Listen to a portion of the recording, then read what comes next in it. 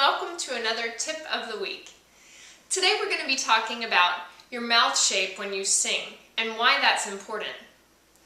What do you think would be the most important reason for thinking about what your mouth looks like or feels like when you sing? Well, if you think that communicating while singing is important, then that would be right. You want to be understood, and when you sing, you might be singing in the English language, and that's probably one of the hardest languages to sing in. One of those reasons is because we tend to close our mouth when we say certain vowels. For instance, when we say the words make, day, I, see, do you hear the little y on the end? It's something that we don't think about when we normally say it, but it's something that we all do when we're saying those words. And it's fine when we're speaking it, but when we sing it, it doesn't quite match. Have you ever seen the movie My Fair Lady? If you have, then you probably remember the scene where she says, "The rain and Spain stays mainly in the plain." So she's saying it with a Cockney sort of accent. But if you say that, if you repeat that phrase, you'll notice that your tongue is coming up to the roof of your mouth, and it gives it kind of a pinched, cut off sort of sound.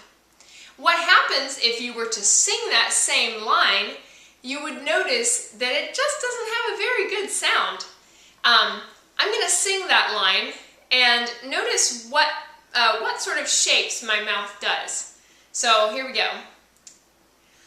The rain in Spain stays mainly in the plain. The whole time my mouth was going out this way. This, if you feel it go out this way, that is not really a very good way to sing. Mainly because it sort of cuts off the sound, because when your mouth goes this way and your tongue is going up to the roof of your mouth, it's cutting off sound. Not only that, but if you're singing other words that do not end with the y sort of sound, everything else is going to be flowing along nicely, and then you get to that one word and then it doesn't match. It's kind of like, where's Waldo? Oh, okay, that's the one that doesn't fit. So we don't want to have any where's Waldos in our song. We want it to be a nice, steady flow of words. So, I'm going to give a couple of examples of how not to do it, or I'll give you one example of how not to do it, and then I'll show you a good way to think about how to do it correctly. So, I'm singing along. The rain in Spain stays mainly in the plain.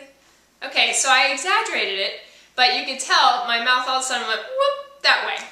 So, what we want to do is, for good singing and for our communication to match with our persona. So, for instance, the whole point of My Fair Lady was to make her more intelligent, seeming more intelligent to everyone else. So part of that was working on her words and how they sounded. So we want to sound intelligent when we sing, and we want to be good communicators of what we're trying to say. So if one little word takes away from that, then it just doesn't quite match. So we want to work on having our mouth like this, in a vertical oval sort of shape, the entire time. Now it can go, it can be natural, it doesn't have to look like that the entire time, but we do want it to be so that nothing stands out too much. So, watch me do it again and see what my mouth looks like. The rain in Spain stays mainly in the plain. So you notice that it didn't go this way. Part of that, I had a teacher who used to say, okay, take your thumb, and about midway on your thumb, have your mouth open that much. And your mouth should be right around that. That was a pretty good way to teach a kid how to figure out what sort of shape their mouth needs to be in. But it's a pretty good rule of thumb. Anyways, yeah, I'm a dork. So that's one thing to keep in mind. Another thing is a dropped jaw. Now that just means having an open mouth, having your jaw relaxed and down. And you'll notice that it's different for, say, me than it would be for you. So my jaw dropped would be about this far. That's very comfortable for me. And yours might be farther, I don't know. So you want to have a dropped jaw. You want to have your mouth in a nice oval shape. And the last thing to remember is to have the roof of your mouth, you want it to be in an arched sort of shape. So you want to have the roof of your mouth arched up. That'll give you a very full sort of sound. One of the things that you can do to get that sound is you can take in a deep breath of air, kind of like a gasp. So a quick like that, and your soft palate will automatically raise itself up. Another way to do it is by yawning. So if you can think of that yawning feeling, that opens up everything inside your mouth so that when you sing those words, it will help you to feel like it's just being very natural having it open.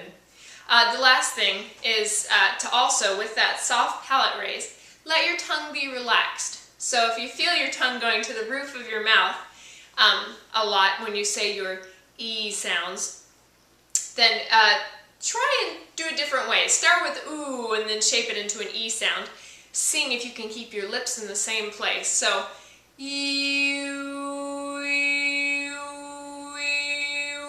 my lips were just barely moving, but you can make both sounds with the inside of your mouth being very open.